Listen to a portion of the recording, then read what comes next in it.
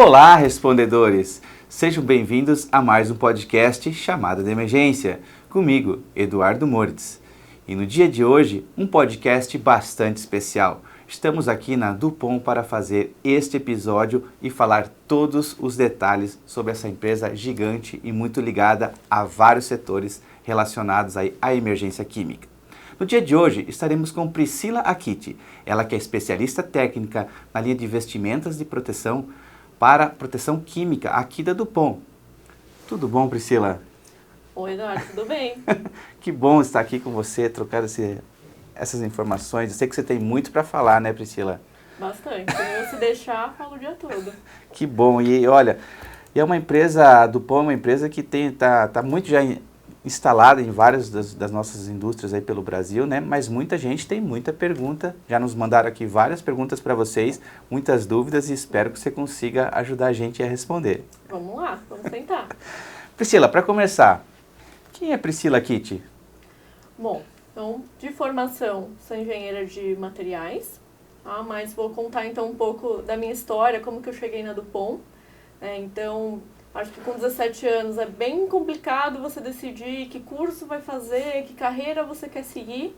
Então, antes da graduação, eu fiz um curso técnico de nutrição e vi que não era exatamente o que eu queria. Mas sempre fui muito bem em química, na parte de matemática, enfim. Na graduação, então, eu optei por fazer química. Entrei na faculdade de química, mas logo no primeiro trimestre falei, bom, não é exatamente o que eu quero. Então, como eu poderia me mover dentro da faculdade que eu já estava? Então, eu acabei indo para engenharia de materiais, né, que é o que tem mais ligação assim, com matemática, química, que eu já gostava, e acabei me encontrando, né, na engenharia de materiais. E, enfim, aí eu acabei me inscrevendo para o programa de estágio da Dupont, isso já quase 13 anos atrás. Então, eu entrei aqui como estagiária na linha de proteção balística. Então, trabalhei muito no laboratório balístico, fazia desenvolvimento de blindagem automotiva. Iniciei ali minha carreira lá do Dupont, nessa parte aí de balística. E depois de 5 anos, eu recebi uma proposta para mudar de produto. Então, aqui a gente fala muito de marcas conhecidas. Então, na parte de blindagem era o Kevlar. Acho que muita gente conhece do filme do Batman, que é mais resistente que o aço, mais leve. Enfim, fiquei 5 anos nesse negócio, atendendo o Brasil. E depois recebi a proposta para ir para a linha de proteção química. Então, acho que a marca mais conhecida é a marca Tyvek, os famosos macacões branquinhos. A gente vai falar um pouquinho sobre eles. E hoje estou como especialista técnica e acabo atendendo a América Latina. Que legal. Então, você quase é nutricionista... Técnica e nutrição. Técnica e nutrição e veio parar aqui. Mas daí você foi para engenharia de materiais, que daí é o ramo da Dupont mesmo, né? Essa evolução de materiais e... Então Dupont aí acaba sendo conhecida por algumas marcas que acredito que muita gente conhece. Hoje, marcas que não pertencem mais à Dupont, mas a Dupont ela tem uma parte muito forte, de desenvolvimento de produtos. Então, desenvolve, cria algumas patentes, depois que as patentes caem, acabam às vezes vendendo até a fábrica inteira. Então, marcas como Lycra, Nylon, Neoprene, Celofane, acho que todo mundo já ouviu falar dessas marcas, Então, para a engenharia de materiais, a Dupont é um mundo. Podia, ir para várias áreas. Que legal. E essa tua história, você começou lá como trainee, estagiário mesmo, e hoje está aqui como especialista, Então, você vários degraus aí. Entrei ali como estagiária e fiquei, Fiz ali meu estágio, cumpri o estágio e fui crescendo dentro da Dupont e hoje eu sou bem contente assim com a carreira técnica. Que legal. Isso é muita dica para muita gente que às vezes vai fazer o estágio de qualquer jeito, Priscila? Tem que se dedicar. Tem que se dedicar e pode chegar aí a ser efetivado e chegar a esses níveis bem maiores aí mesmo, Isso é bem legal. Legal, Priscila. Então assim, eu sei que todo mundo conhece a Dupont, já ouviu falar em Dupont, A maioria dos nossos respondedores, nossos seguidores que estão ali nos assistindo já ouviram falar bastante da Dupont. Mas eu sei que a Dupont é muito mais que isso, assim. Da onde vem a Dupont? Hoje, onde é que ela está basicamente em termos de mundo, assim? Podia falar um pouquinho mais sobre isso? Bacana, porque às vezes o pessoal fala, escuta o nome Dupont e acredita que a empresa é francesa. E, na verdade, é uma multinacional americana. Então, a gente tem ali a nossa matriz nos Estados Unidos e aí, dependendo do produto, né, a DuPont tem fábricas aí espalhadas pelo mundo. Então, a gente falou de alguns produtos, né, patenteados, enfim. Hoje eu estou dentro do negócio de Tyvek, e Tyvek é um dos produtos dentro da DuPont que não é patenteado. Então, ele é um segredo industrial. Tá? Então, falando na parte de proteção, acho que as marcas mais conhecidas tem o Kevlar, que a gente falou para blindagem, o colete à prova de bala também. Tem a marca Nomex, né, que aí algumas das camadas da roupa de bombeiro, roupa de piloto, né, então são as vestimentas anti-chamas, eles acabam aí sendo conhecidos. Mas a DuPont é um mundo, né, tem vários tipos de produto, várias linhas de negócio, então tem a parte de proteção para águas, tem a parte também de eletrônicos, por exemplo, enfim. Tem várias aplicações dentro da DuPont, mas é uma empresa, uma multinacional americana. E hoje no Brasil tem alguma fabricação ou tudo é importado? Como é que funciona? Então, para a linha de Tyvek, a gente recebe tudo importado, né? Então, falando especificamente de Tyvek, a gente tem 2 plantas, uma nos Estados Unidos e a outra na Europa. E aí, Tyvek tem diversas aplicações. Uma das aplicações mais conhecidas é a linha de EPI, né, os equipamentos de proteção individual. E aí a gente trabalha com o produto terminado, né? Então, hoje aqui no Brasil a gente tem um certificado de aprovação, então todo o EPI para ser comercializado precisa ter o certificado de aprovação. Então, nós recebemos tudo importado, mas fazemos a certificação brasileira conforme a legislação. Eu vou fazer uma pergunta um pouco atrás do que a gente está conversando, porque é importante, tem muita gente, Priscila, que não é exatamente da área e assiste esse podcast, até para tirar dúvidas e conhecer até da linha de estudantes também. Então, assim, quando a gente fala em Tyvek, em Kevlar, por exemplo, o Tyvek é um tipo de plástico que a DuPont desenvolveu, resumindo assim, em palavras leigas, vamos dizer assim? Isso, o Tyvek especificamente é um polietileno de alta densidade, então é um dos plásticos mais conhecidos, né, do mercado, enfim, a base da nossa garrafa PET, enfim, o Tyvek especificamente ele é um plástico, mas cada produto aí vai ter a sua composição, enfim, mas o EPI na linha de Tyvek, todos os EPIs de proteção química têm base plástica.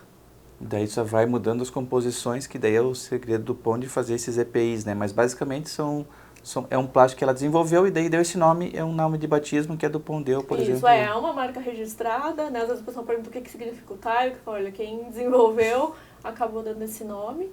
Tá? Mas ele é um produto, né, um plástico, e aí dentro do portfólio a gente tem outras opções, então a gente também tem a conhecida linha Tyken, né, que é o macacão amarelo, acho que muita gente conhece aí do seriado Breaking Bad, né, enfim, aí dentro desse portfólio cada um vai ter sua composição e seu nível de proteção, né, por isso que a gente tem até um portfólio bem amplo, né, a gente começa com uma linha mais básica, como a gente falou, os branquinhos que muita gente conhece, enfim, aí tem toda a linha ali de proteção, emergência, né, produtos químicos mais concentrados, então por isso que a gente tem um portfólio bem amplo. Então, cada um vai ter sua composição e o seu nível de proteção de acordo com a necessidade de, enfim, cada aplicação, cada cliente. Fantástico, fantástico. Então, a DuPont realmente ela está por todo mundo, né? Os produtos dela estão por tudo, né? Toda a parte do mundo, né? Globalmente a gente tem, cada região tem seu portfólio específico, mas globalmente assim e vai aí, ter. você falou nomes muito fortes aí, né? Nylon, neoprene, né? Assim, então, assim, quase que todo mundo aí tá utilizando alguma coisa que tem a ver com a DuPont, né? Ou já teve a ver, que nem você falou, desenvolveu, mas acabou vendendo ou se desfez, né? Até a nossa própria roupa, né? Então, assim, quem não conhece a Lycra, né? Então, a gente quer uma vestimenta mais confortável, né? Que se acomode mais, aqui a gente fala de fit, né? Então, provavelmente tem aí algum polímero, algum plástico que foi desenvolvido. Essa eu não sabia, viu, Priscila? A Lycra, interessantíssimo, né? Então tá, vamos tentar evoluir. Você já mostrou, esse aqui é o portfólio, o manualzinho, né? Do mostruário de todos os tipos de tecidos, né? Eu vou começar a te fazer a pergunta assim. Cheguei lá tendo a minha indústria, meus químicos e tudo mais. Como é que eu começo, que você falou desde da linha branca até os mais emergências especiais, vamos dizer assim, né? O que é a primeira coisa que eu preciso fazer, Priscila? Então, é muito importante fazer uma análise de risco, né? Então, a análise de risco relacionada a produtos químicos, então, o primeiro ponto é entender quais são os seus produtos químicos. né? Então é importante. Então cada produto químico tem uma ficha técnica, né, do fabricante desse produto químico e vão ter algumas informações, inclusive a concentração, né, a parte de perigo, tem a parte de EPIs que deve ser utilizado. Então muitas vezes o pessoal cita, por exemplo, o ácido sulfúrico, acho que é um dos ácidos mais utilizados aí na indústria. Às vezes, quando eu pergunto para o cliente, mas qual que é o seu risco químico? Ah, é um ácido sulfúrico. Eu falei, tá, mas qual que é a concentração dele? Porque o ácido sulfúrico, 18%, 30%, 50% é um risco. O ácido sulfúrico concentrado acima de 95% é outro risco. Então a gente pode falar a mesma composição, né, o mesmo produto químico, mas a concentração também influencia. Então, o primeiro ponto, identifica qual que é o produto químico. O segundo passo, eu diria, qual que é a concentração. Porque nem sempre você usa o produto químico puro. Às vezes você mistura com outros produtos, acaba diluindo, então acaba mudando, né, o risco, né, de acordo com a concentração. Então, um exemplo, se a gente falar do ácido sulfúrico diluído, 18%, por exemplo, eu poderia conseguir utilizar um macacão mais básico, o branquinho Tyvek, que é mais leve. Porém, se eu falo que ele é concentrado acima de 95%, aí eu já preciso da linha Tyvek, porque aí eu estou falando de produtos químicos concentrados, às vezes uma exposição maior, né, que aí é o segundo ponto da análise de risco. Então, primeiro identifiquei o produto, identifiquei qual que é a concentração. Aí depois a minha pergunta é como que é a sua atividade. Porque aí como você pode ser atingido no caso de algum acidente, né, algum incidente. Então, às vezes, um exemplo básico que eu dou, eu falo, pessoal, vocês com certeza têm a parte de manutenção independente da sua indústria. Falei, legal. Então, supondo que você tem que fazer uma manutenção em uma válvula, numa tubulação, receber algum produto químico. Aí a minha pergunta é, ok, como que você faz a manutenção nessa válvula? Se essa válvula estourar, romper essa válvula, como que você receberia o produto químico?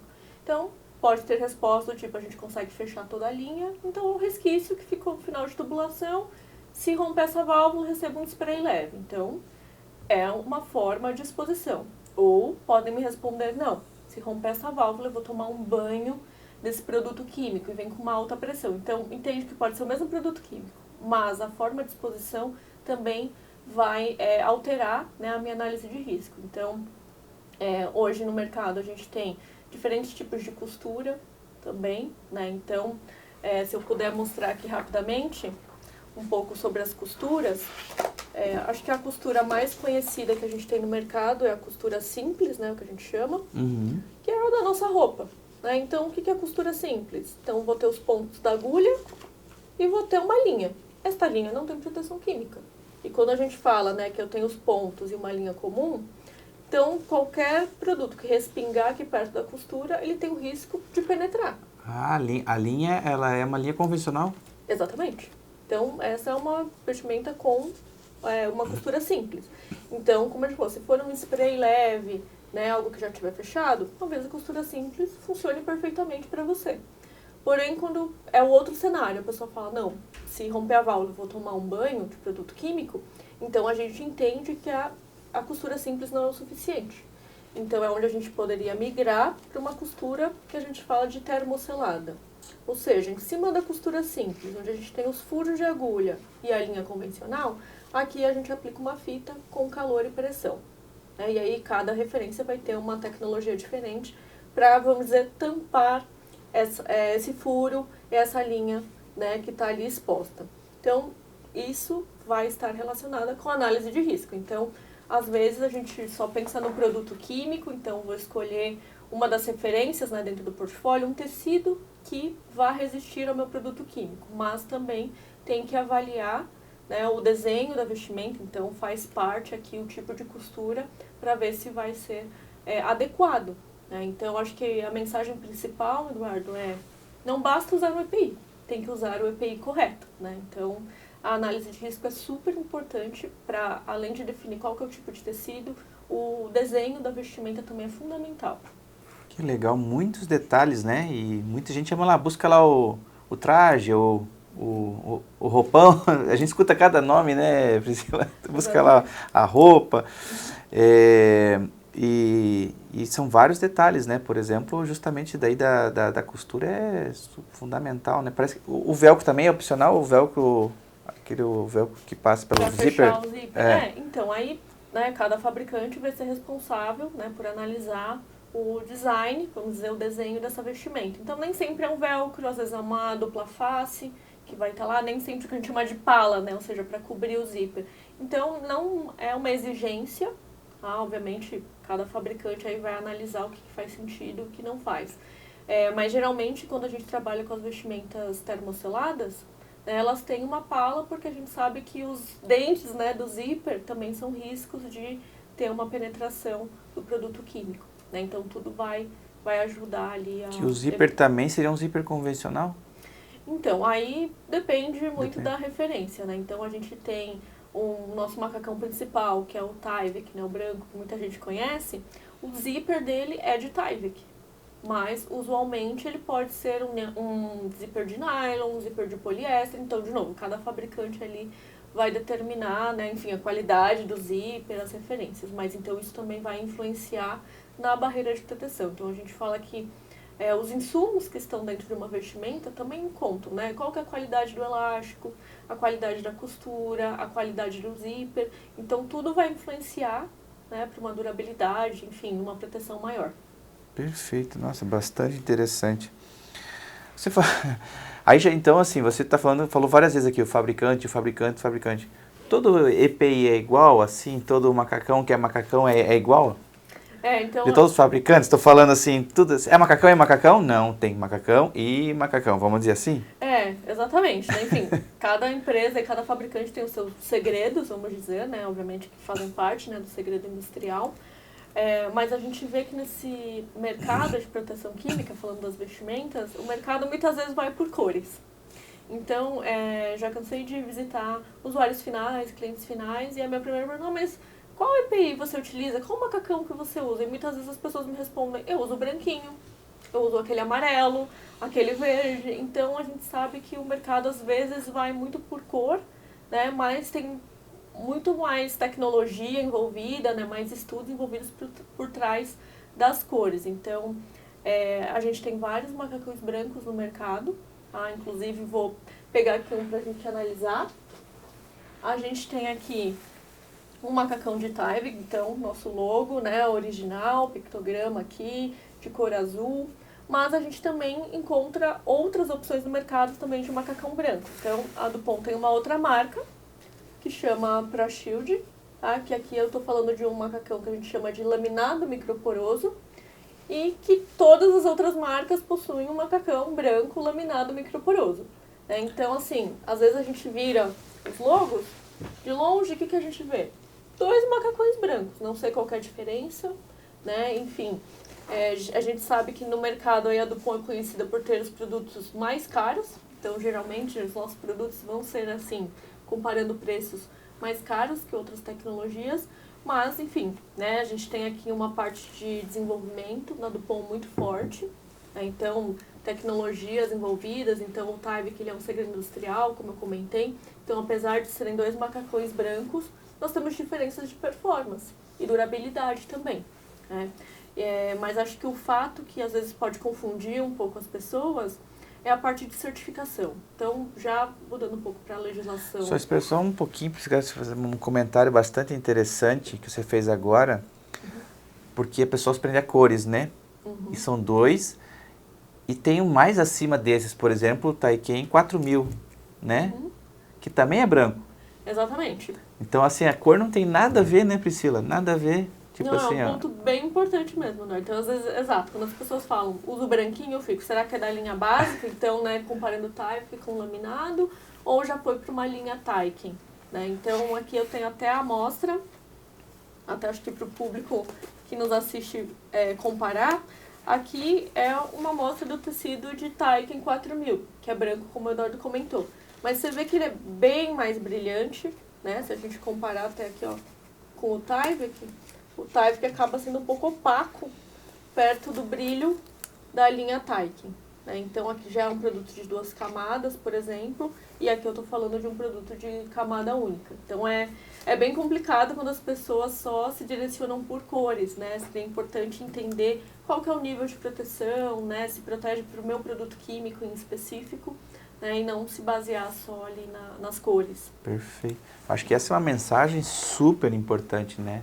Cor não tem nada a ver, né, com o que eu quero, né, com o meu objetivo. E sim, tem as várias opções, tem vários brancos, então vários, né, de outras cores, então não se prenda a cores. Esse que é a nossa mensagem, né? Essa é a mensagem muito importante. E às vezes o pessoal me pergunta, né, os clientes, por que o Taycan 2000 é amarelo? Por que o 4000 é branco? Então, assim, não existe uma norma, né, para as cores, falando de vestimenta de proteção química, não existe nenhuma norma que diga que com esse nível de proteção tem que ser tal cor. Isso não existe. Então, o fabricante acaba determinando a cor das suas vestimentas. O que acaba... por que a gente acaba escolhendo uma cor diferente? Porque a gente sabe que o pessoal é muito visual. Então, se eu sei que o amarelo tem um nível de proteção e é para aquela atividade, de longe a gente já enxerga que as pessoas estão utilizando para aquela atividade o macacão amarelo. Ah, não, precisa de um outro nível de proteção. Então, de longe a gente consegue identificar, né, a diferença de nível de proteção por cores, mas não é só para se prender a isso, né? A gente sabe que na prática isso ajuda, quando já selecionou o EPI de forma adequada, a gente sabe que ajuda, né? Então na área de manutenção usa um macacão amarelo, se for numa outra limpeza talvez tenha que ser o verde, por exemplo, então a gente sabe que acaba ajudando, mas acho que a lição de casa antes, né, de ajudar ali na prática, né, é avaliar o nível de proteção e não se prender exatamente às cores dos macacões. Perfeito, perfeito. Já é uma ótima mensagem aí, né? Aí você começou a falar em CA. Já escutei a palavra CA aí, que é... É uma dúvida bem recorrente. O pessoal sempre comenta isso e quer saber... Pouca gente sabe a fundo o que é isso, né? E o que isso interfere daí nas nossas seleções de EPIs, né? Como você estava começando a falar, né? Exatamente. Então, a gente sabe que vem da análise de risco, né? Sempre vai estar atrelada ali ao meu risco, à minha área, enfim. Então, faça uma análise de risco bem robusta mesmo, faça essa avaliação. E depois chega na parte de escolher o EPI. Então, a gente falando de legislação, eu digo que o certificado de aprovação é o requisito mínimo. Então, a gente já falou que é obrigatório, todo EPI no Brasil. Para ser considerado EPI, tem que ter o certificado de aprovação. E o que eu costumo dizer é que acaba nivelando um pouco por baixo, né? Como é um requisito mínimo, então eu vou ter que fazer os mesmos testes para o Tyvek e os mesmos testes para um laminado microporoso. Então, assim, rapidamente explicando essa linha de macacão, que acho que é o que mais a gente encontra ali em indústria, a gente tem um teste chamado teste de penetração, que ele vai ser obrigatório, né, para as vestimentas nesse nível de proteção. E que, assim, a norma já estipula 4 produtos químicos específicos, 2 deles super diluídos. Então, às vezes, a exposição, né, que a gente pega esses produtos químicos que já estão na norma, eu utilizo 10 ml, coloco uma exposição de 10 segundos. Então, assim, você vê que é um teste super básico, que aí eu te pergunto, o que não vai ser aprovado? Né? Com 10 ml, 10 segundos de exposição, então, realmente, eles vão ter a mesma classificação, né? Então, se olharem o CA dessas duas vestimentas, os dois vão estar descritos como proteção tipo 5 e proteção tipo 6. Então, tipo 5, partículas sólidas, e o tipo 6 para sprays leves. Então, como a gente falou, é um requisito mínimo, então, por isso, eles têm a mesma aprovação. Não quer dizer que vão ter a mesma durabilidade e a mesma resistência, né? Ou até mesmo quando a gente migra para a linha de Taycan, né, que acho que é o macacão mais conhecido na linha de Taycan, é o famoso macacão do Breaking Bad. Então, o Taycan 2000, né, o conhecido amarelo que a gente tem, aqui a gente também começa a fazer um outro teste. Né, um teste que a gente fala de permeação química. Ou seja, aqui é quando eu pego o produto químico, exponho, né, ao tecido que eu quero testar, no caso o Taycan 2000, e com uma certa pressão uniforme, porque eu estou pressionando o produto químico contra o tecido Taycan 2000, porque eu justamente quero saber qual que é a barreira de proteção. O tempo, né, de barreira de proteção que eu vou ter contra um químico específico. De qualquer forma, existem muitos produtos químicos no mundo. É impossível listar no CA todos os produtos químicos. Então, assim, no CA vão ter o quê? 3, 4 produtos químicos testados, mas se você pegar a ficha técnica dele, vai ter mais de 40 químicos que foram testados. Só que aí, muitas vezes, a gente para no CA. A pessoa pega o CA, vê o nível de proteção e fala, nossa, só protege para esses produtos. Então, não. Né? Ali, de novo, é o requisito mínimo. Vão ter produtos químicos já estipulados, que são algo que é exigido pela norma, mas existe um mundo de produtos químicos, né? Então não tem como se basear só num requisito mínimo. Então todo mundo que vai vender o EPI vai ter o CA. E aí também, né, fica inviável a gente testar 20, 30 produtos e colocar tudo no CA. Então o CA ele vai controlar certos produtos químicos, mas tem outros aí a responsabilidade fica para os fabricantes. Essa parte que você está falando é meio por trás dos panos. Isso não é qualquer usuário que sabe todas essas informações, né? É muita coisa. Então, quanto tempo demora para você tirar o CA de uma vestimenta dessa? É assim, a gente sabe que às vezes atrasa laboratório, né? Enfim, às vezes atrasa a burocracia de 6 meses a 1 ano. Então também é por isso que a gente não pode vender qualquer produto, né? Então se a gente desenvolve um produto novo, então por trás, né? 1 ano atrás, o time de produtos em geral já começou a trabalhar para certificar. Então hoje o certificado de aprovação ele tem uma validade de 5 anos.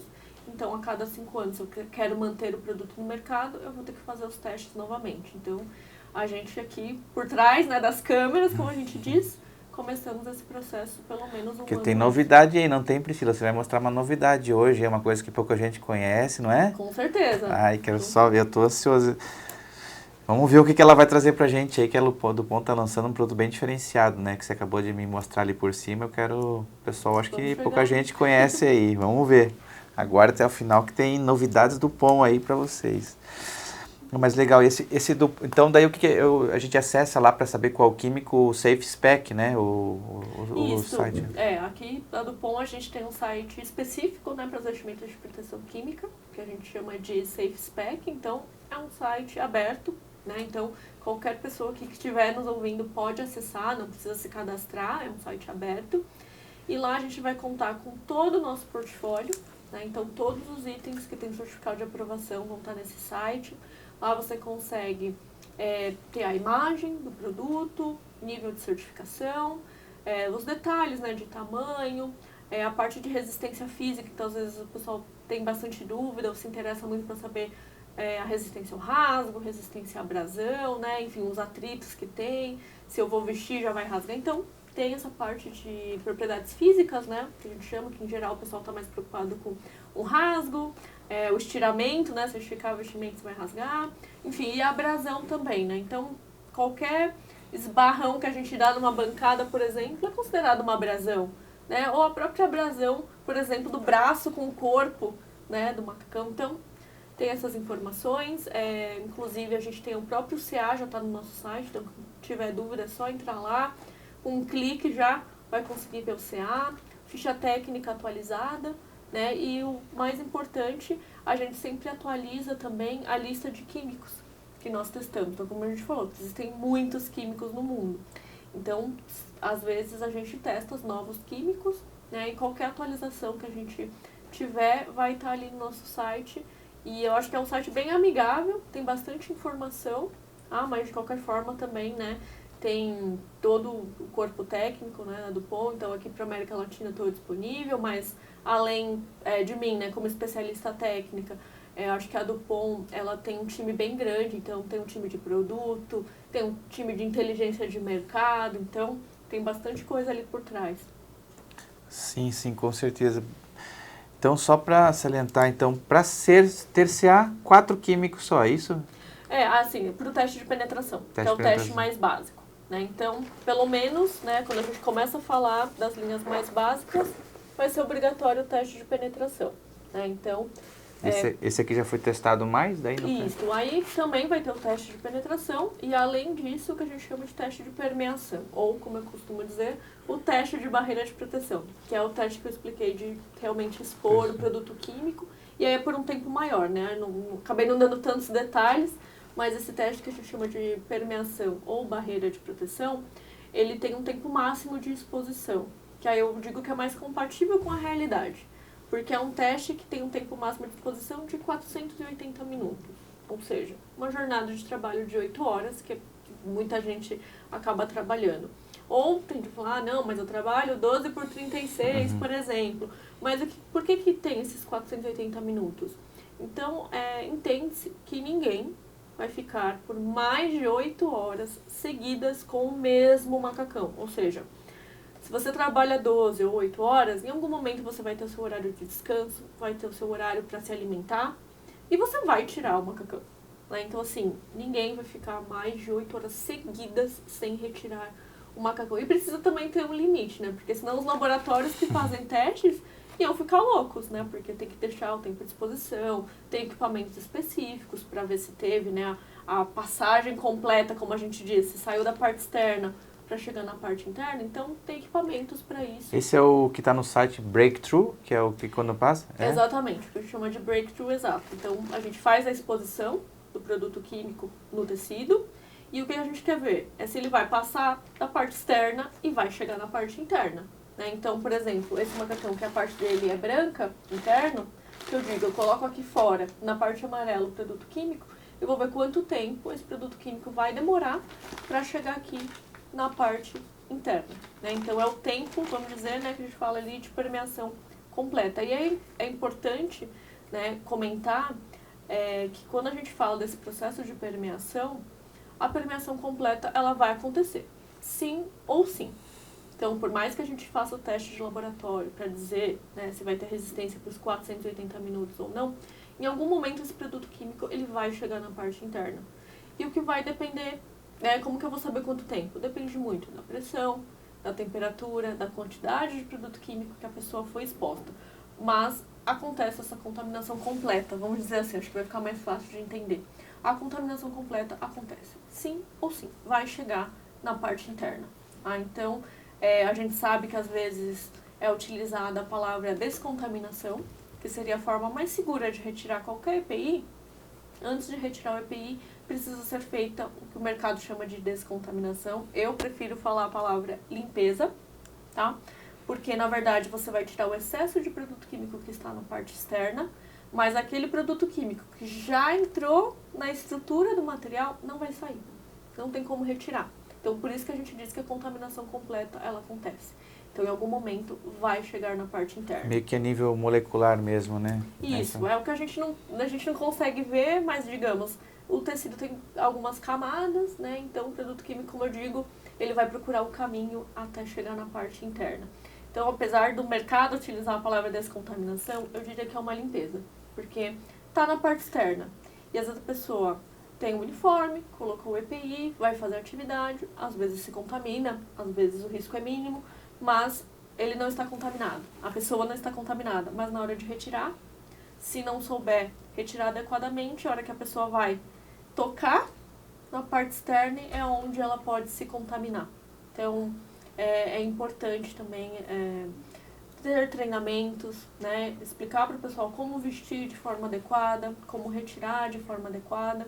Aí, se puder dar um exemplo rápido, né? O que aconteceu durante a pandemia aí do Covid-19. Sim. O pessoal da área de saúde não estava acostumado a trabalhar com um macacão de corpo completo, né? Então, hoje, se você vai precisar de algum atendimento, vai no hospital, muitas vezes as pessoas utilizam EPIs descartáveis, às vezes é um avental, né? O avental às vezes acabava puxando, já rasgava, mas o macacão não. Então, as pessoas faziam as atividades, novamente tinha o risco ali, né, do Covid-19, mas elas não se contaminavam durante o atendimento, e sim na hora de retirar o macacão. Então, por isso que é importante ter um treinamento adequado. Então, tocar na parte externa do macacão que você já usou é um risco de contaminação. Então, há alguns pontos que são importantes ressaltar. Eu já precisei várias vezes utilizar o site de vocês para ver se naquela indústria, né, pegar o químico e ver qual que é o traje apropriado, a vestimenta apropriada, né, e o traje e o site realmente, como você falou, é bem amigável, fácil de utilizar e tem muitos testes, né? Assim, você procura lá vários produtos e várias concentrações e tá lá os testes. Foram feitos muitos testes, né? A gente costuma testar os químicos mais utilizados na indústria, mas obviamente às vezes vem algum cliente com algum produto químico em específico, né? Então é onde a gente tem todo o suporte, o time do ponto, eu sou uma das pessoas que estaria disponível, então muitas vezes eu acabo recebendo um contato por e-mail, por WhatsApp, enfim. Eu uso um produto químico que eu não achei na ferramenta de vocês, né? A gente realmente tem muito químico aí no mundo, mas em geral, os mais utilizados na indústria, a gente tem bastante teste aí, sempre trabalhando para ter mais químicos testados. Podemos colocar o e-mail dela depois. Autoriza o e-mail no final para o pessoal tiver dúvida, né? Falar com você diretamente, então. Com certeza. Legal, Com certeza. então avisar o pessoal no final, a gente bota os dados dela aí para quem tiver esse tipo de dúvida que é bem interessante, né? Na minha indústria tem isso, não tem lá no site, o que eu faço, né? Então, muito legal. Aí só para concluir essa parte de CA, então, aí beleza, tem o traje da empresa X, da empresa Y, tem CA. Eu posso nivelar então que todos me resolvem do mesmo jeito? Posso concluir isso? Não? Na verdade não, né? Como a gente falou, são requisitos mínimos, né? Então é importante avaliar o seu risco específico, né? Então, apesar de todos estarem ali, vamos dizer, no mesmo bolo, né, de certificação, mesmo nível de certificação, nem sempre vai ter a mesma durabilidade, a mesma resistência, então o desenho da vestimenta também pode influenciar, né? Um reforço, um zíper a mais que tem ali, enfim. Não podemos considerar só o certificado de aprovação, né? Então, de novo, é um requisito mínimo do mínimo para ser considerado ali o EPI. É importante avaliar também fisicamente, né? Eu digo, avaliar fisicamente se vai funcionar para o seu risco ou não. Como é que é feito esse teste para gás? É a mesma coisa? Tipo, essa questão que você falou ali de injetar, mas daí é colocado mesmo e aplicado um gás, por exemplo, cloro, amônia? Isso, então o teste que a gente falou de barreira de proteção, que a gente chama oficialmente de teste de permeação, pode ser feito com líquidos ou gases. Então, no equipamento de teste, ele até possui um sensor, né? Porque às vezes gases falam, não estou vendo gás, como é que eu sei que ele, né, teve ali a contaminação completa? Então, existem sensores também, mas funciona do mesmo jeito. Colocado ele em uma parede, assim, e aplicado o gás, fazendo spray direto, assim. Imagina que então a gente tem um equipamento de teste, né? Então a gente vai ter, imagina 2 balões, né? De um lado eu vou ter o produto químico, aí no meio desses 2 balões eu vou colocar o tecido que eu quero testar, seja uma vestimenta encapsulada ou não, e desse outro lado é onde eu vou ter o sensor, que inicialmente não vai ter nenhum produto químico, né? Então ali, nesses 2 balões, então esse balão que está cheio do gás, ele vai pressionando contra o tecido. Então vai uma pressão constante, né, contra o tecido, e aí aqui do outro lado que está inicialmente, vamos dizer, vazio, com o sensor, vai ter a detecção ali do produto. Então funciona da mesma forma como se fosse líquido ou gasoso. A ideia é essa, sempre ter o químico em contato constante contra o tecido para verificar o tempo de barreira de proteção. Perfeito. Lá no site tem Breakthrough 1 e 2, né? Tem diferença de tempo, né? É que aí existem 2 normas que são bem utilizadas. Tem a norma americana, que é pela ASTM, e tem a norma europeia. Então aí, o que vai mudar? São os parâmetros, né? Qual que é a quantidade de produto químico que é aceita, vamos dizer assim. Então, considerando as moléculas, né? Então, pequenas bolinhas. Vamos dizer, a norma americana, ela vai falar que quando uma pequena bolinha tiver a contaminação completa, ou seja, passar para o lado interno, finaliza ali o teste. E já a norma europeia, imagine que em vez de uma bolinha, ela aceita 10. Então, tem essa diferença, né? Então, o primeiro contato e depois a quantidade de moléculas dessas bolinhas que passaram.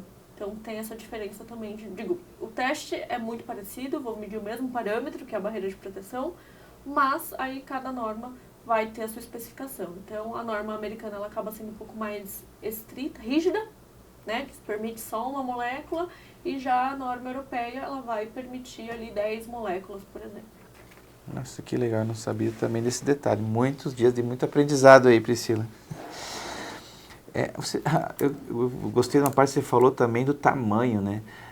Muita gente fala, me busca lá o traje, né? Pega para mim o traje, o macacão, sei lá, qualquer palavra que use para falar de vestimenta, mas não fala desse detalhe do tamanho, né? E se nós, por exemplo, se nós dois fôssemos colocar um traje aqui, né, pelo seu tamanho e eu, pelo meu tamanho, né, bem mais largo, vamos dizer assim, são trajes de diferentes tamanhos, né? E a do POM tem vários tamanhos, né?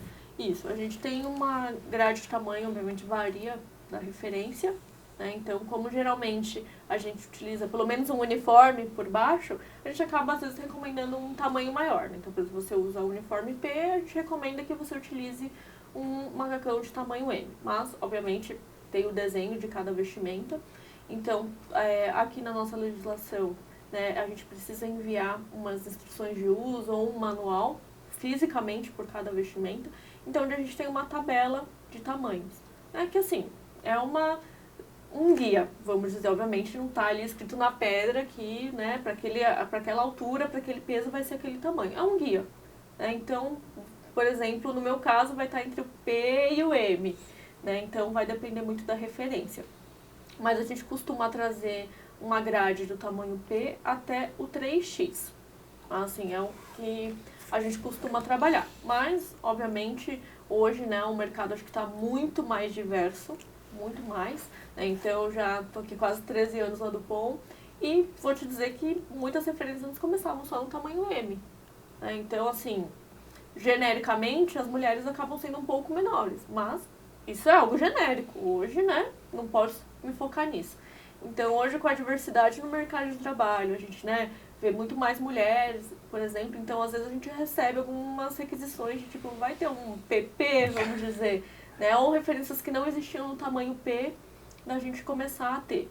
Né, ou também pessoas maiores, né. Então, é possível sempre trazer, tá, um tamanho maior. Na nossa grade global vai até o 7X, tá? Mas, usualmente, sim, do estudo do nosso mercado vai estar entre o P e o 3X.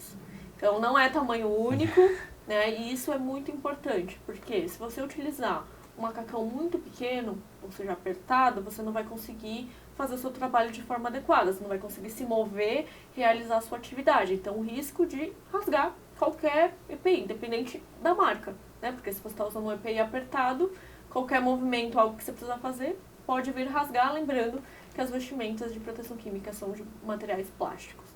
E se você utilizar um macacão muito grande, primeiro que ele vai ficar muito solto, você pode enganchar, né? Enfim, indústria tem de tudo, você pode enganchar em alguma área, ou até mesmo tem algumas vestimentas, por exemplo, que vem um cobre-botas com solado, então assim, pode ficar sobrando, a pessoa pode escorregar, pode cair, então é muito importante usar o tamanho adequado, nem grande e nem pequeno, né?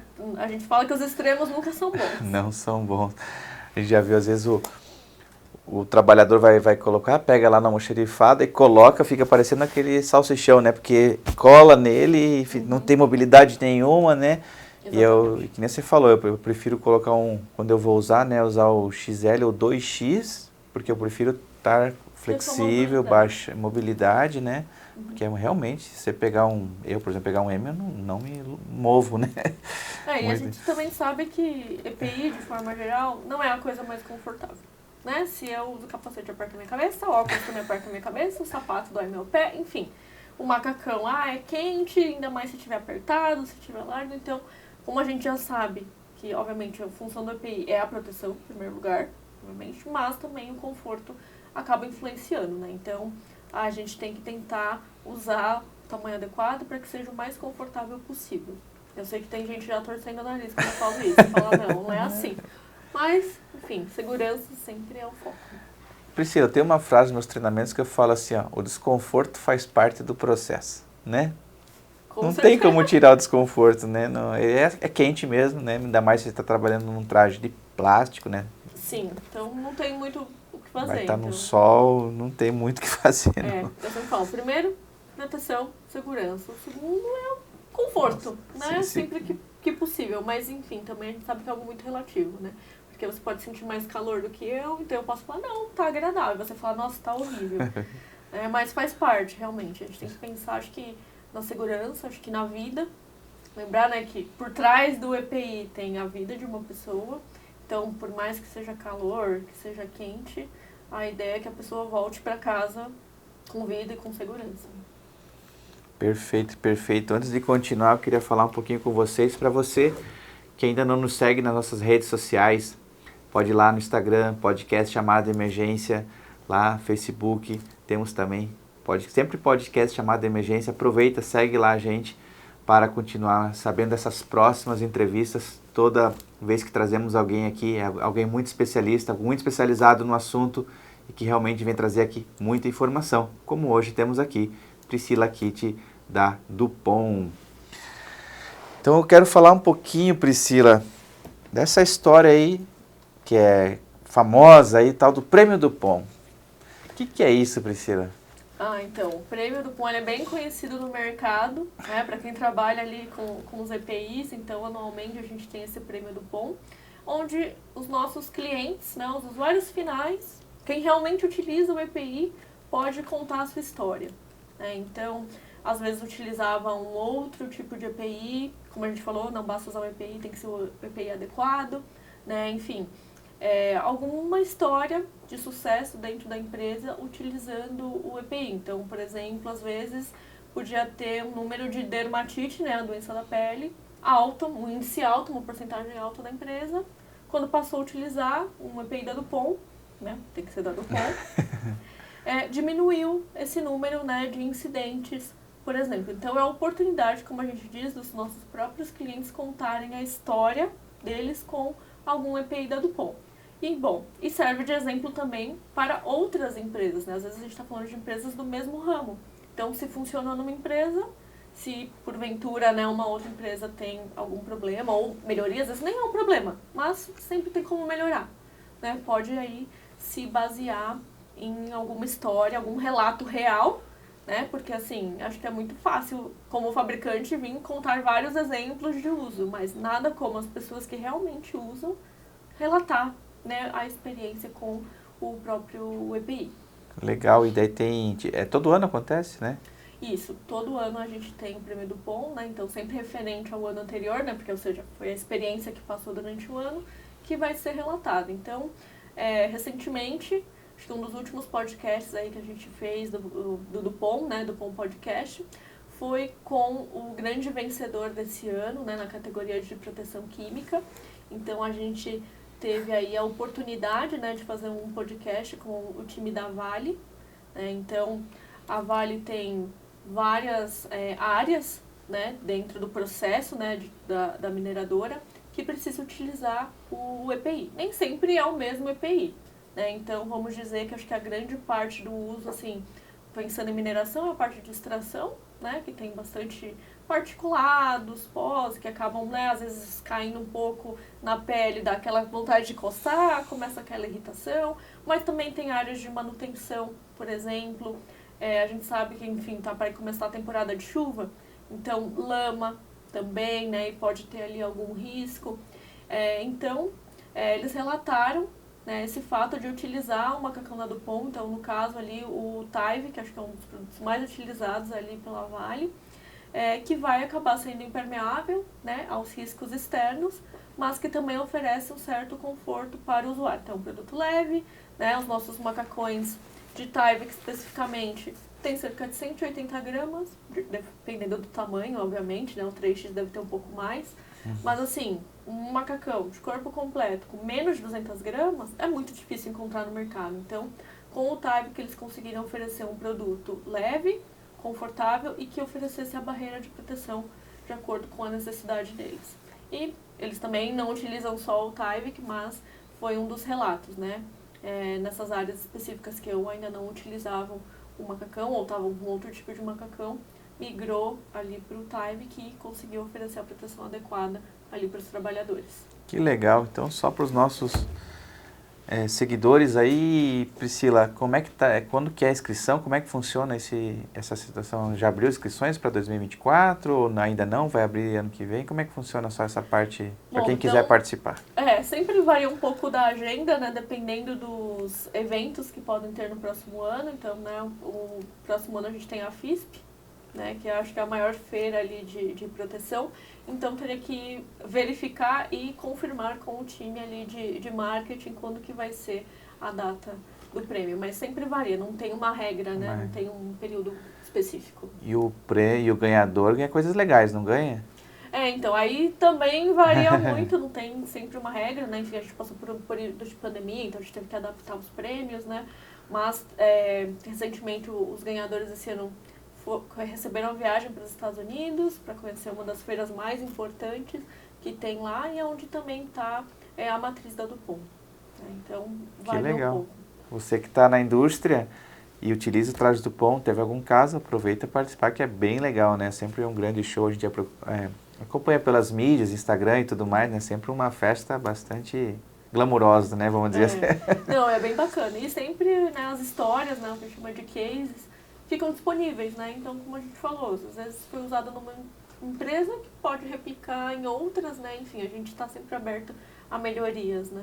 Você aprende muito com o prêmio, né? Muitos cases, né? Muito, exato. E você citou aqui a questão desse podcast com a Vale, para o nosso pessoal que quiser assistir, qual que como é que tá lá no YouTube para a gente achar? Isso, a gente tem o podcast do POM, e aí tem vários episódios, né? Aí um dos últimos completo é referente ao prêmio. Tem o nome da pessoa ou é Vale mesmo? Esse é o nome desse episódio? Não sei exatamente como é que tá o nome, mas sim, vai colocar ali. Entra lá no YouTube do podcast do POM e vai estar lá os ganhadores contando esse case bastante interessante. Né, uma oportunidade também falar sobre os cases de sucesso, então sim, os últimos que a gente gravou estão relacionados ali ao prêmio do POM. Legal, show de bola. Priscila, quero saber aí mais dos teus trajes novidade. Você vai falar um pouquinho também do encapsulado, não vai? Que você tem um nome especial para ele, quem que é? Então, o pessoal costuma brincar aqui internamente, né? Bom, eu por enquanto não tenho filhos, nem cachorro, nem pet, né? E aí o pessoal interno acaba falando que o traje encapsulado hermético é como se fosse meu filho, né? Então, é um traje especializado, mas assim, só de curiosidade, né? Pra quem nunca viu ou não sabe, é um macacão de cerca de 5 quilos. Então, é o que ocupa o lugar de uma cadeirinha, tá sempre comigo no carro, né? Então, o pessoal acaba brincando que ele é como se fosse meu filho mesmo. Mas, então, temos a vestimenta especializada, a gente traz ele daqui a pouquinho. Mas também, a gente tem um produto bem bacana no nosso portfólio, que ele, além de oferecer a proteção química, ela tem proteção secundária às chamas.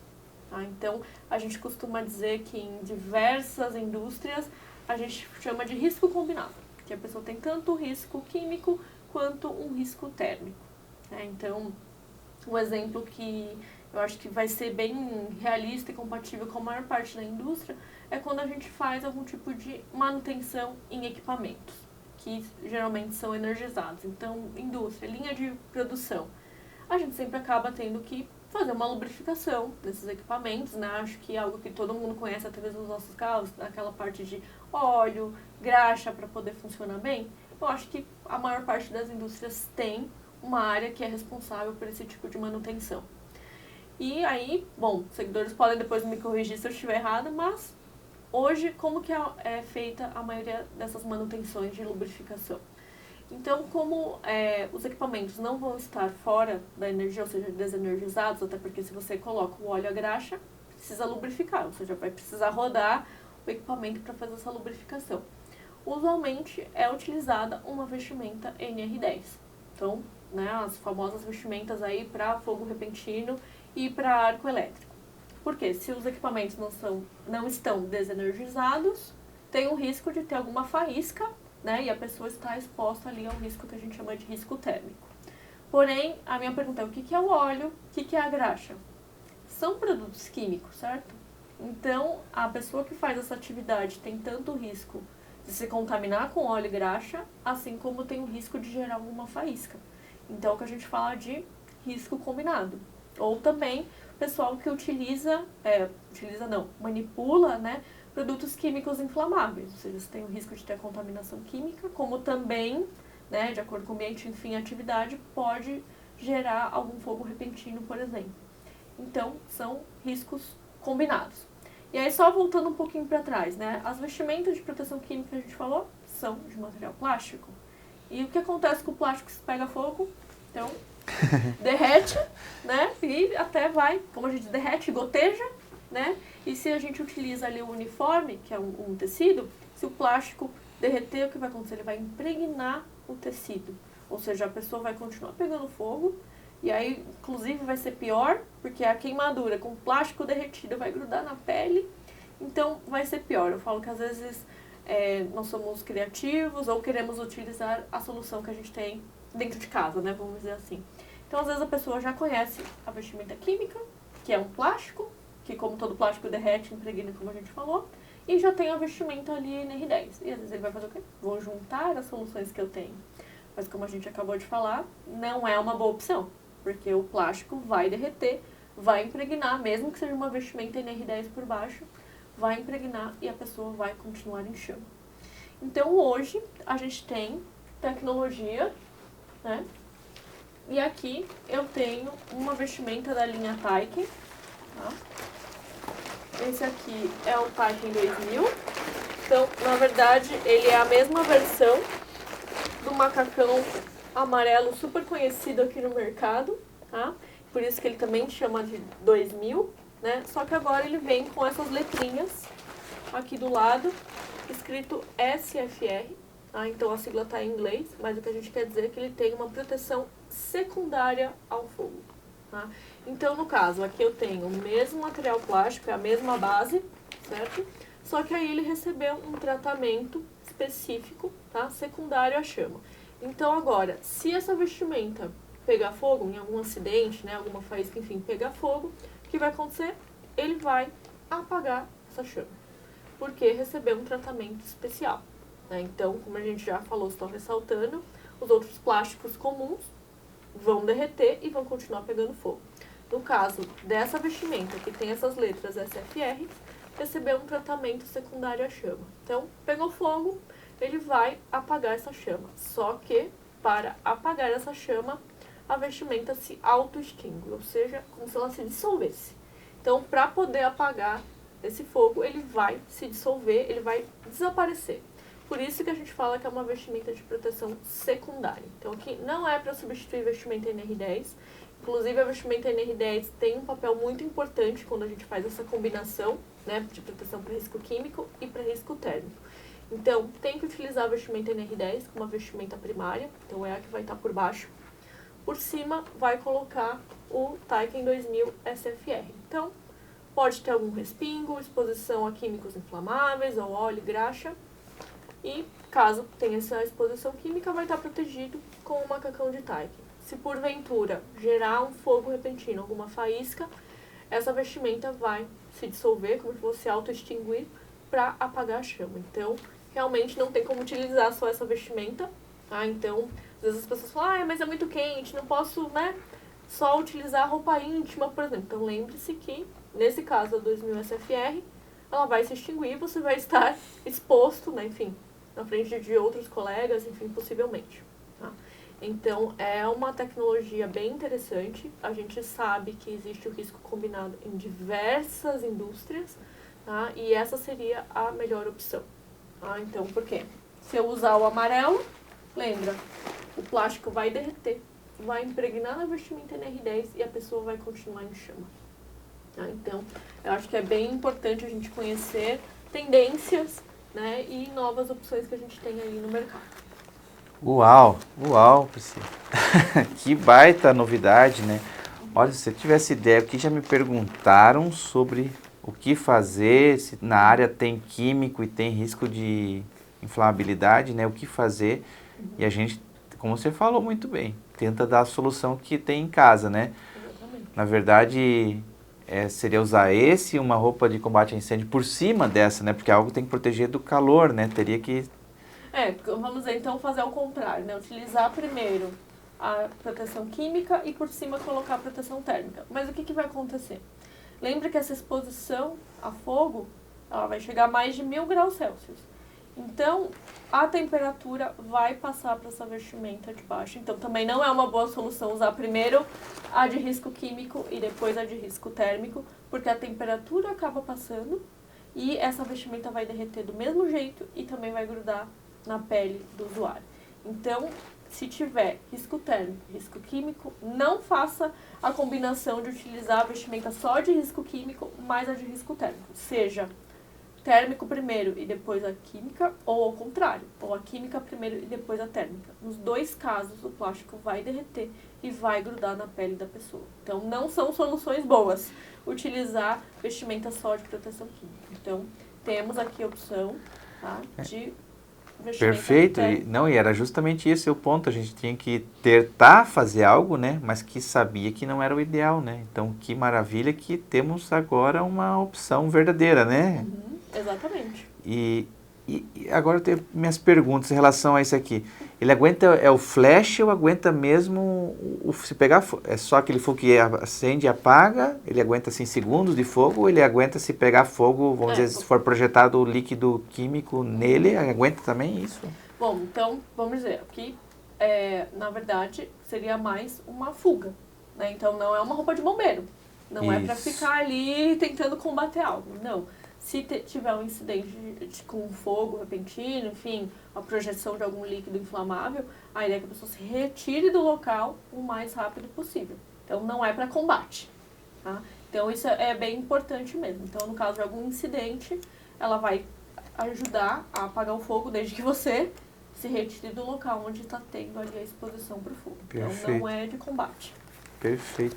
Nossa, e mesmo que aguenta, que eu imaginava que é esse inflamaço, né, alguma coisa assim, daí consegue fugir ou evacuar o local de forma segura, mas ele é muito leve, ele é igual ao outro praticamente, é realmente uma tecnologia bastante interessante, né? E aqui com o termoselado também, né? Isso. Mesmo nível de proteção química. Bastante interessante. Então, 2000 SFR.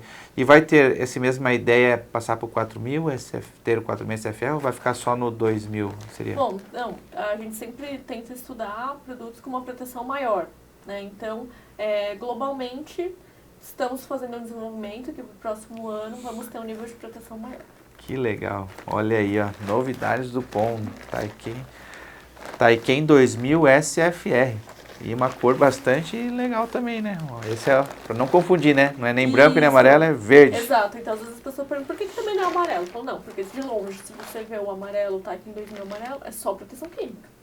Bateu o olho, é o Taiken 2000 SFR na cor verde, proteção química e secundária ao fogo. Então, a gente, de novo, acaba mudando a cor para, de longe, a gente conseguir identificar se a pessoa está utilizando a vestimenta correta ou não.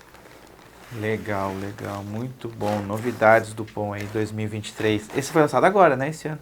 Então, na verdade, a gente trouxe o produto um pouquinho antes da pandemia, só que aí, enfim, veio a pandemia e as prioridades eram outras, né, até mundialmente. E ficou difícil também a gente levar o produto para os clientes conhecerem, né? A gente estava em um outro momento. Mas assim, agora que passamos, né, por essa crise, a gente está retomando, né, essa ideia. Inclusive, a gente tem um laboratório aqui mesmo nesse prédio que a gente está aqui em Alphaville, em São Paulo, em que a gente pode realizar os testes. Então, se tiver algum cliente, algum ouvinte interessado, pode nos procurar que a gente pode fazer o teste aqui no nosso equipamento.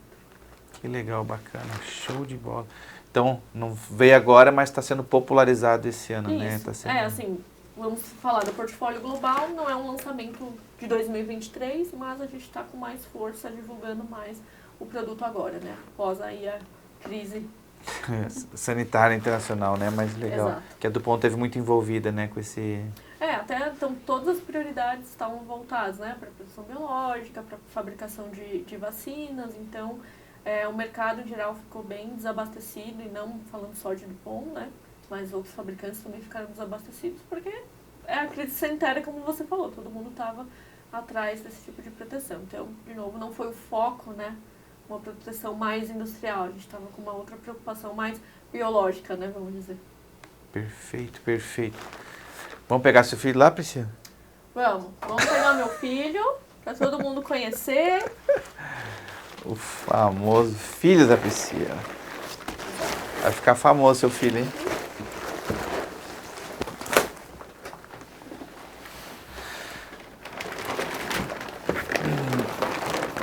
Olha aí o filho da Priscila. Pois é. Então, aqui a gente 5 quilos, é? 5 quilos. Tá bom. Aí eu já tive que despachar meu filho, né? E aí, realmente, na balança ali do aeroporto, 5 quilos. Sim. Então, lembrando, né, que essas vestimentas não podem ser utilizadas sozinhas, né? Então, além da parte de proteção corporal, aqui então a gente fala de uma vestimenta encapsulada e hermética, então esse é o traje que a gente pode inflar para verificar se não tem nenhum furo, nenhuma ruptura, mas além disso vai precisar da proteção respiratória, né? Então, você olhar o tamanho da vestimenta, tem que respirar de alguma forma, né? Então é importante utilizar a máscara, colocar o cilindro de ar respirável também, e outro ponto importante, utilizar uma bota. Então, dependendo do risco, então se o risco é a amônia, a bota de proteção também tem que proteger contra a amônia. Se é gás cloro, por exemplo, a bota tem que proteger para o gás cloro também. Então eu falo que é um conjunto aqui de EPIs, não é só essa vestimenta posso sair andando, não.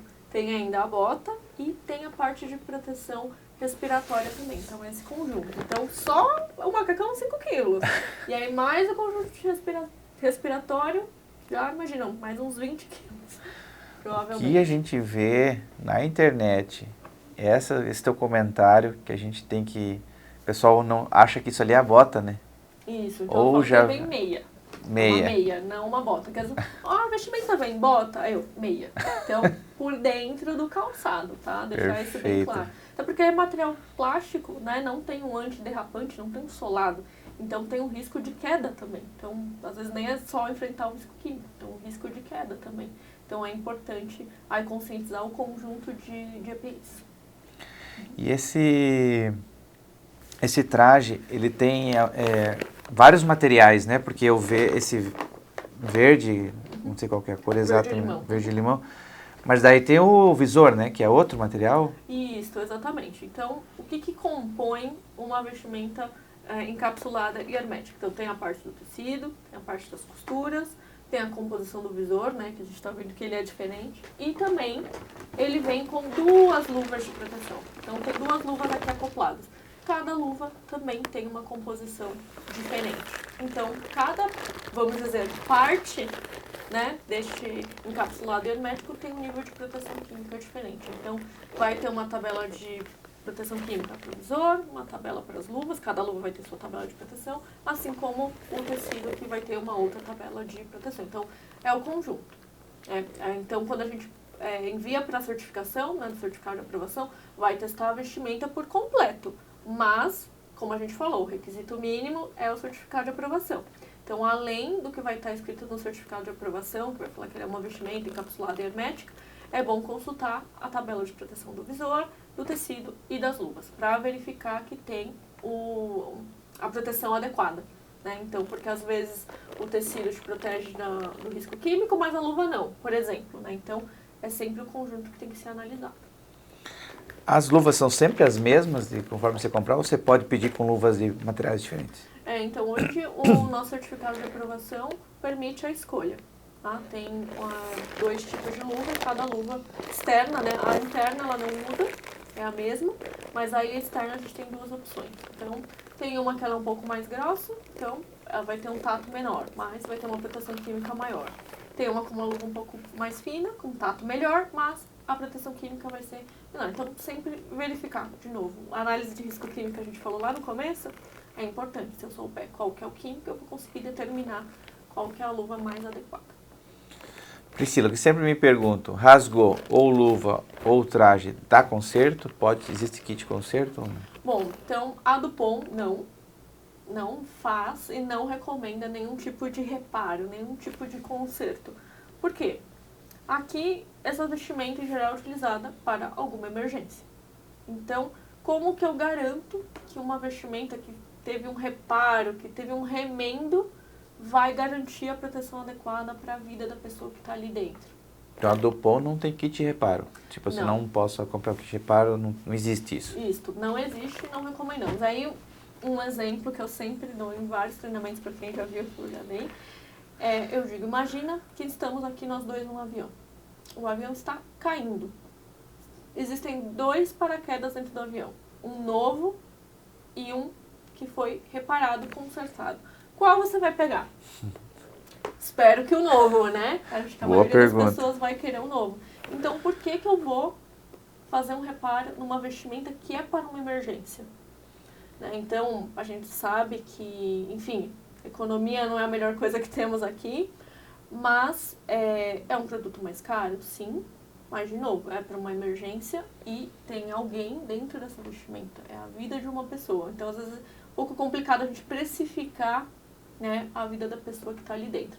Então, qualquer tipo de reparo, você não consegue garantir 100% a mesma barreira de proteção. Né? Então, a Dupont não faz, não recomenda, não vende nenhum tipo de kit reparo. Então, pode ver que ninguém consegue reparar, assim, oficialmente, né?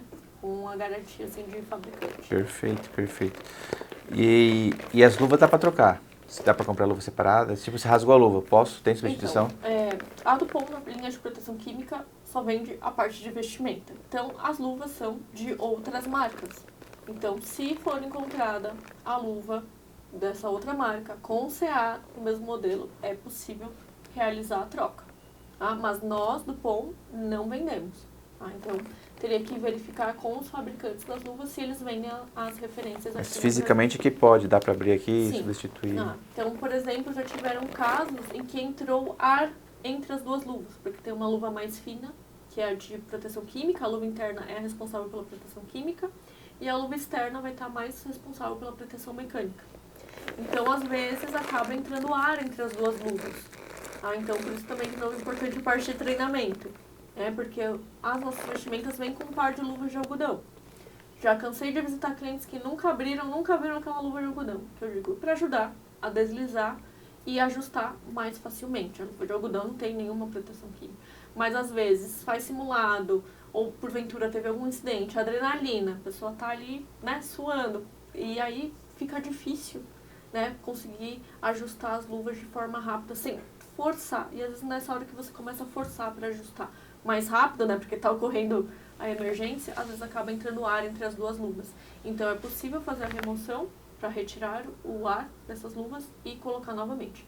Mas obviamente vai precisar de um suporte técnico, porque tem que ser feito o teste de pressão, para verificar se a vestimenta ainda está íntegra, na parte de hermeticidade, ou seja, se não tem nenhum dano, nenhum furo. Tem que ser feito antes de retirar as luvas. E você sabe que você falou um negócio que já vi acontecer, porque não usa aquela luvinha de tecido, aí acha ruim, daí corta a luva de dentro, né?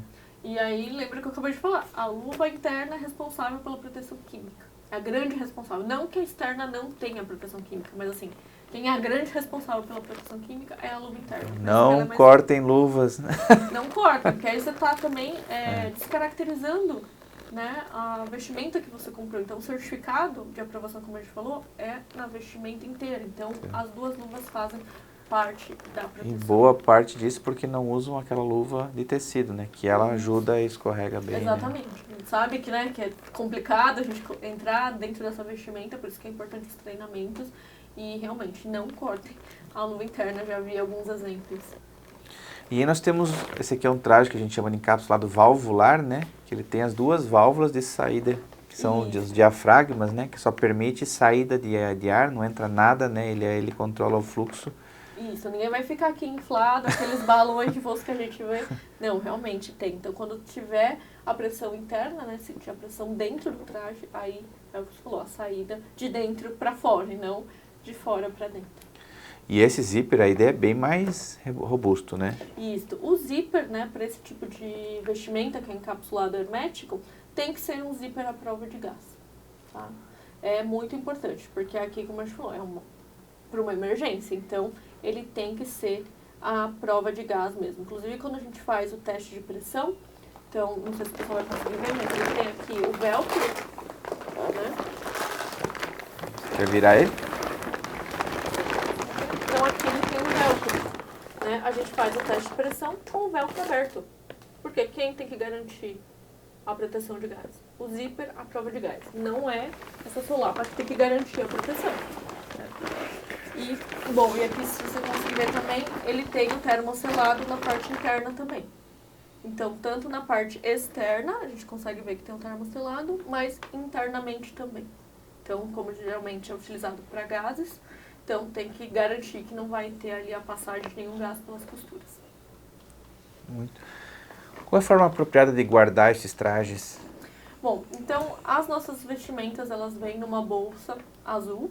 Então, é possível guardar a vestimenta dobrada, tá?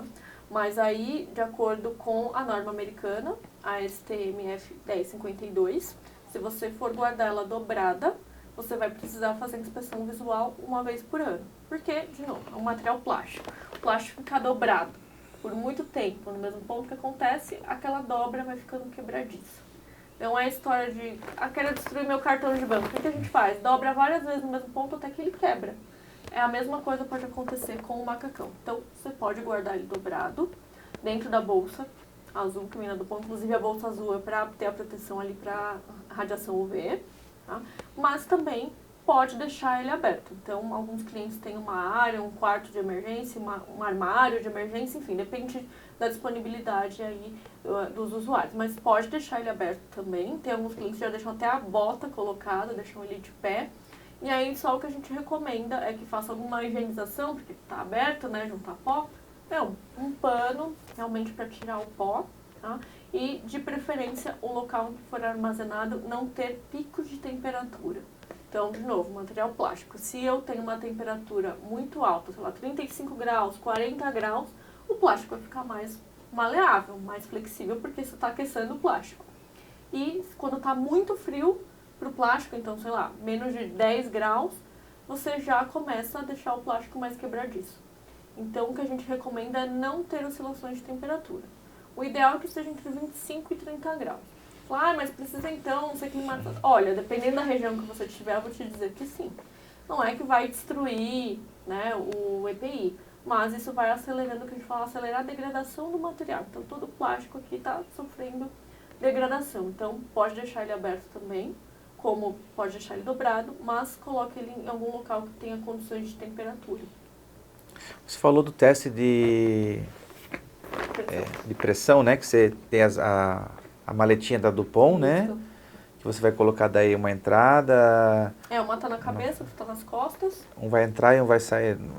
a gente fecha o ciclo, fecha o né? ciclo. Uhum. Esse teste precisa ser feito de quanto tempo?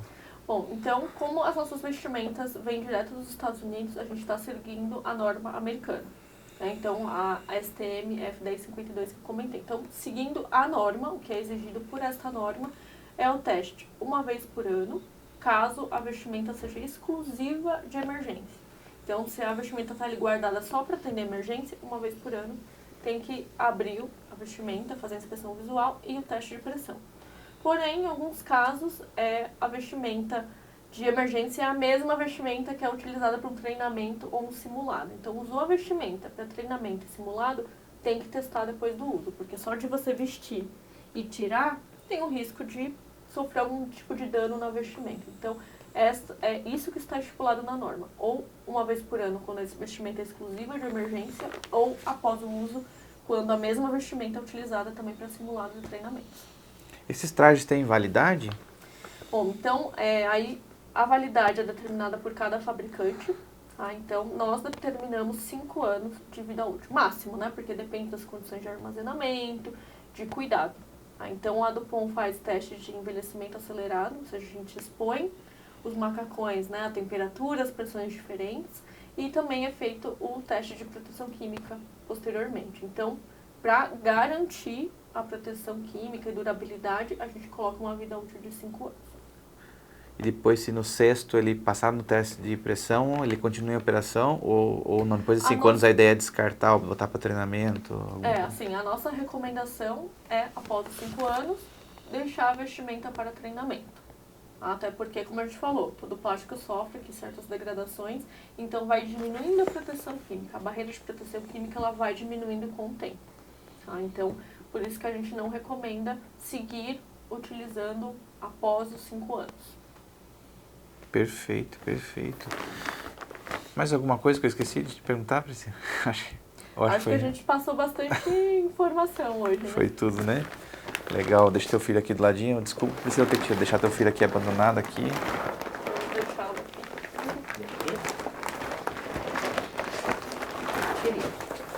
Tchau, baby. Meu filho se foi.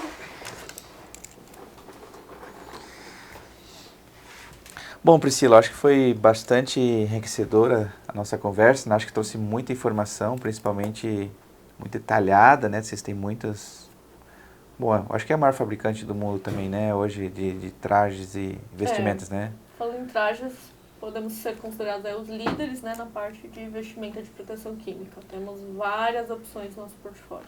E no Brasil também são líderes de mercado, né? Nesse sentido de roupas de proteção química. Sim, também. É o que a gente mais vê. Não sei, eu como leigo, vamos dizer assim, né? De observador, assim, parece Sim. que é o que mais eu vejo é a DuPont, né? Acho que a mais conhecida que a gente falou é a referência. referência. Então, realmente é muita informação, muitos materiais, muita coisa interessante aí. Eu queria deixar aberto aí um espaço final para você, quem sabe falar alguma coisa que eu não te perguntei, ou você quiser complementar com algumas considerações finais, fica aí, o tempo é seu agora se quiser complementar alguma coisa. Não, acho que é só para a gente, então, fechar, né? Então, a gente sempre começa com uma análise de risco e a gente sempre recomenda, né, uma análise de risco bem feita, né? Inclusive, nós costumamos ajudar os nossos clientes, então é possível visitar as áreas, então entender como que é feito o processo para poder ajudar, né, na tomada de decisão ali do melhor EPI, né, como a gente falou. Então, fazer a análise de risco é super importante, verifica mesmo quais são os produtos químicos, concentrações. É importante, se for pedir alguma ajuda, né, como aqui para o time técnico, até mesmo para o time de vendas, porque a gente fala que aqui as vendas são um pouco técnicas, né, os produtos da DuPont têm muita tecnologia envolvida, então o vendedor tem que ser um pouco técnico também. Então é até comum a gente fazer, vamos dizer, o que a gente chama de certa assessoria, de ir nas áreas, entender o risco e poder auxiliar em qual vestimenta ali seria mais adequado. Obviamente a decisão final sempre vai ser do usuário. Mas é importante, como eu disse, começar no começo, né? Então, com as informações básicas, tendo bem claro quais são os produtos químicos, a forma, né, de exposição, no caso de algum acidente, algum incidente, e procurar sempre ter treinamentos periódicos, né? Então, eu falo que eu já fui visitar muitos clientes, já cheguei em várias plantas, falando, olha, hoje a gente vai ter um treinamento de como vestir. Te garanto que 95% do público riu. Porque, eu sei colocar um macacão. A gente fala, mas de forma adequada, porque a gente sabe que tem alguns vícios. Por exemplo, tem muitos clientes que não tiram calçado de segurança para vestir o EPI, mas às vezes você caminhou dias com esse calçado, nem que seja só sujidade, mas só de colocar o calçado, pode pegar numa costura, pode rasgar, enfim, não é o mais adequado, né, para a pessoa ter ali um produto de qualidade e conseguir utilizar ele de forma correta. E aí o que a gente falou também de importante é que a pessoa não se contamine pós o uso, né? Então, às vezes ela não se contaminou durante a atividade, mas não teve um treinamento adequado de como retirar e às vezes acabou se contaminando.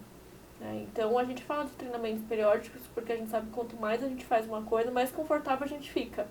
Então, nunca me aconteceu nada, hoje eu não vou fazer aquela higienização correta.